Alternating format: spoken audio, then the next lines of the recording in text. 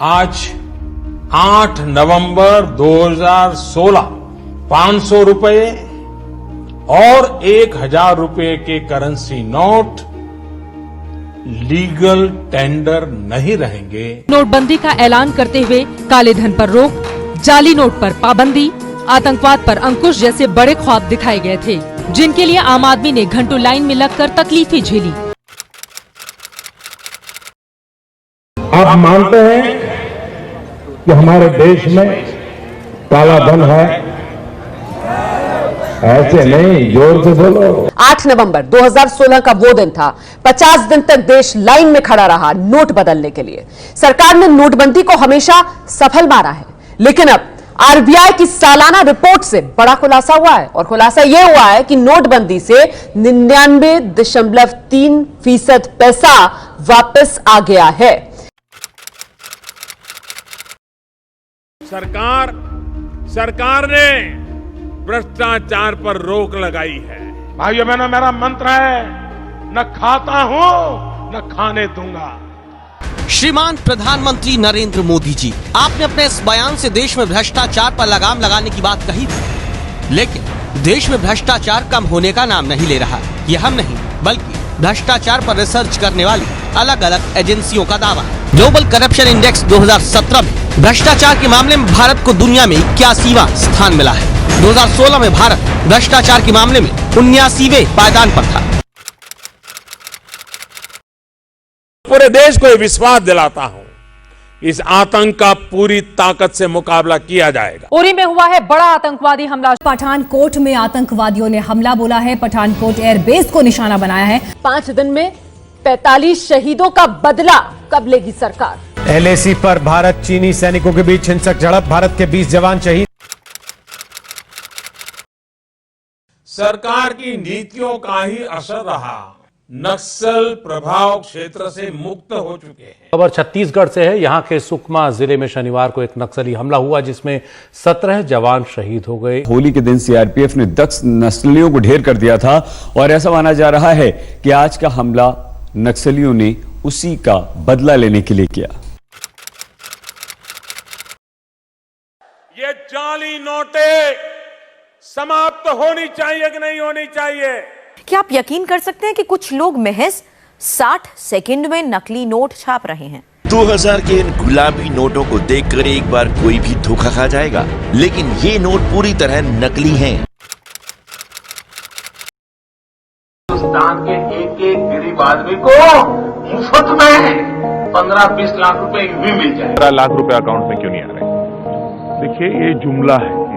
किसी के अकाउंट में 15 लाख रुपया कभी नहीं जाता, वो उनको भी मालूम है और आपको भी मालूम है, देश की जनता को भी मालूम है। देखिए, ये जुमला है। किसी के अकाउंट में 15 लाख रुपया कभी नहीं जाता, वो उनको भी मालूम है और आपको भी मालूम है, देश की जनता को भी मालूम है। नोटबंदी की असफलता 15 लाख के जुमले की तरह नहीं थी, क्योंकि यहाँ लोगों को अपने पैसों के लिए अपनी जान गंवानी पड़ी।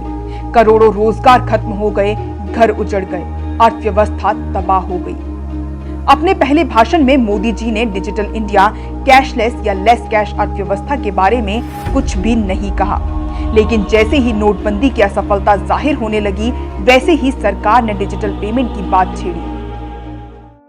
अगर आप अपना मोटापा कम करना चाहते हैं तो सारे डॉक्टरों की सलाह क्या होती है? नियमित और रोज की वर्जिश, कम लेकिन पौष्टिक आहार, यानी जीवन शैली में बदलाव करना, अपनी ही नहीं अपने परिवार की आदतें बदलना, वो भी लंबे समय के लिए। क्या किसी भी डॉक्टर ने कभी आपको ये कहा कि मोटापे से होने वाले रोग से बचने के लिए मैं आपको जबरदस्ती 3 महीने के लिए अपने अस्पताल में कैद करके रखूंगा, सिर्फ पानी मिलेगा और कुछ भी नहीं।